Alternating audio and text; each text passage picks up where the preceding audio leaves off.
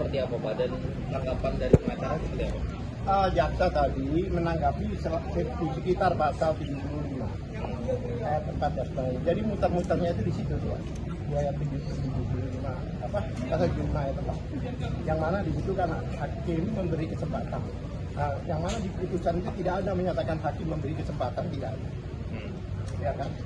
Bahkan dia bilang itu adalah otonom, adalah hak jaksa. Oh tidak, itu inisiatif hakim. Bahkan dalam putusannya itu sendiri itu tidak disinggung ayat 4 itu, yaitu memberikan kesempatan. Nah, kemudian masalah pra-peradilan itu diatur di ada namanya generalis, ada namanya spesialis. Di pasal 1 poin 15 itu yang dinamakan penuntutan itu juga ranah pra-peradilan juga. Di definisi pra-peradilan itu termasuk penuntutan. Memang di spesialisnya nggak ada, tapi di satu undang-undang yang sama.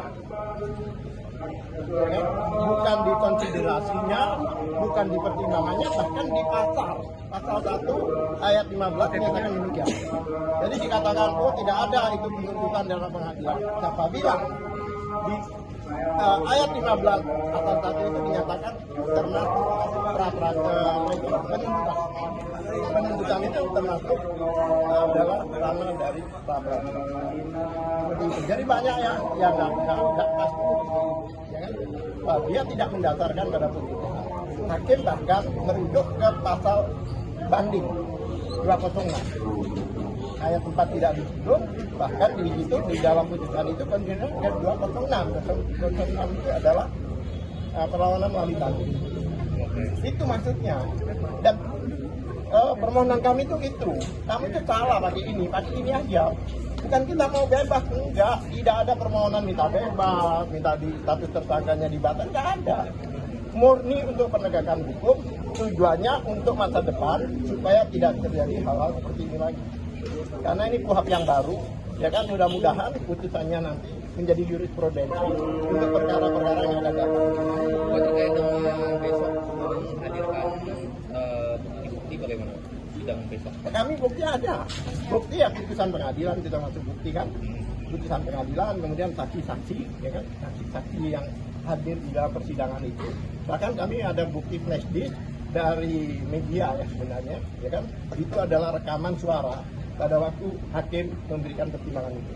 Ada nggak ayat 4-nya?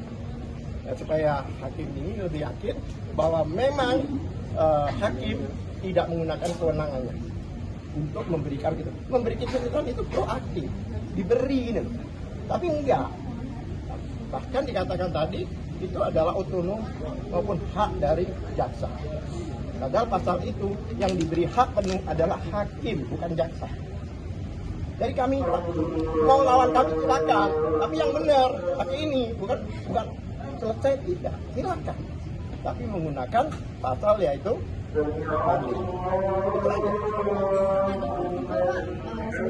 oh ya, tadi kan ada persidangan, tahu ya? Tadi ada persidangan, memang ada panggilannya itu kurang dari 24 jam, seharusnya sudah keluar, ya kan?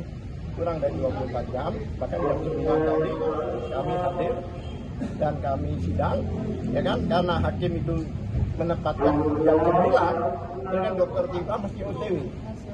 Ada kecelakaan di jalan, ada truk dibalik, saya juga terlambat waktu itu. Tapi di situ nggak ada batas jam 9. Seperti apa Pak, dan tanggapan dari pengacara seperti apa? Jaksa tadi menanggapi di sekitar pasal 75 ayat 4 dan sebagainya. Jadi muter-muternya itu di situ tuh, di ayat 75 pasal 75 ayat 4. Yang mana di situ kan hakim memberi kesempatan. Yang mana di putusan itu tidak ada menyatakan hakim memberi kesempatan, tidak ada. Ya kan? Bahkan dia bilang itu adalah otonom, adalah hak jaksa. Oh tidak, itu inisiatif hakim. Bahkan dalam putusannya itu sendiri itu tidak disinggung ayat 4 itu, yaitu memberikan kesempatan.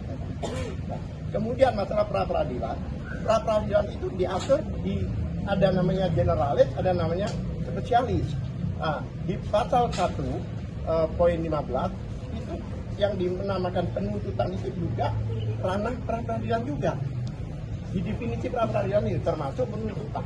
memang di spesialisnya nggak ada, tapi di satu undang-undang yang sama. Oke? Bukan di konsiderasinya, bukan di pertimbangannya, bahkan di pasal 1 ayat 15 menyatakan demikian. Jadi dikatakan, oh tidak ada itu penuntutan dalam pengadilan. Siapa bilang? Di ayat 15 pasal 1 itu dinyatakan termasuk penuntutan. Penuntutan itu termasuk adalah ranah dari pra-peradilan. Jadi banyak yang nggak pasti, ya kan? Dia tidak mendasarkan pada penuntutan. Hakim bahkan merujuk ke pasal banding 206. Ayat 4 tidak disebut, bahkan di situ di dalam putusan itu konstitusi 206. 206 itu adalah perlawanan melalui banding. Itu maksudnya. Dan permohonan kami itu kami itu salah pakai ini aja. Bukan kita mau bebas, enggak. Tidak ada permohonan minta bebas, minta di status tersangkanya dibatalkan, enggak ada. Murni untuk penegakan hukum, tujuannya untuk masa depan supaya tidak terjadi hal-hal seperti ini lagi. Karena ini KUHP yang baru, ya kan, mudah-mudahan putusannya nanti menjadi jurisprudensi untuk perkara-perkara yang ada dalam. Terkait dengan besok menghadirkan bukti-bukti bagaimana sidang besok? Kami bukti ada, bukti ya putusan pengadilan kita masuk bukti kan, putusan pengadilan, kemudian saksi-saksi, ya kan, saksi-saksi yang hadir di dalam persidangan itu. Bahkan kami ada bukti flash disk dari media ya sebenarnya, ya kan, itu adalah rekaman suara pada waktu hakim memberikan pertimbangan itu. Ada nggak ayat 4-nya? Ya, supaya hakim ini lebih yakin bahwa memang hakim tidak menggunakan kewenangannya untuk memberikan gitu. Memberi keputusan itu proaktif, diberi gitu. Tapi enggak.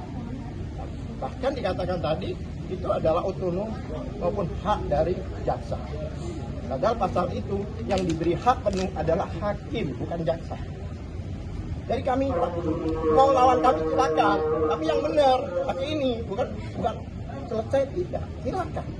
Tapi menggunakan pasal yaitu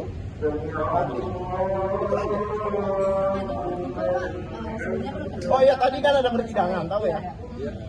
Tadi ada persidangan, memang ada panggilannya itu kurang dari 24 jam, seharusnya sudah keluar, ya kan? Kurang dari 24 jam, bahkan jam 9 tadi kami hadir dan kami sidang, ya kan? Karena hakim itu menempatkan jam 9, dengan dokter Tifa mesti OTW. Ada kecelakaan di jalan, ada truk berbalik, saya juga terlambat waktu itu. Tapi di situ nggak ada batas jam 9.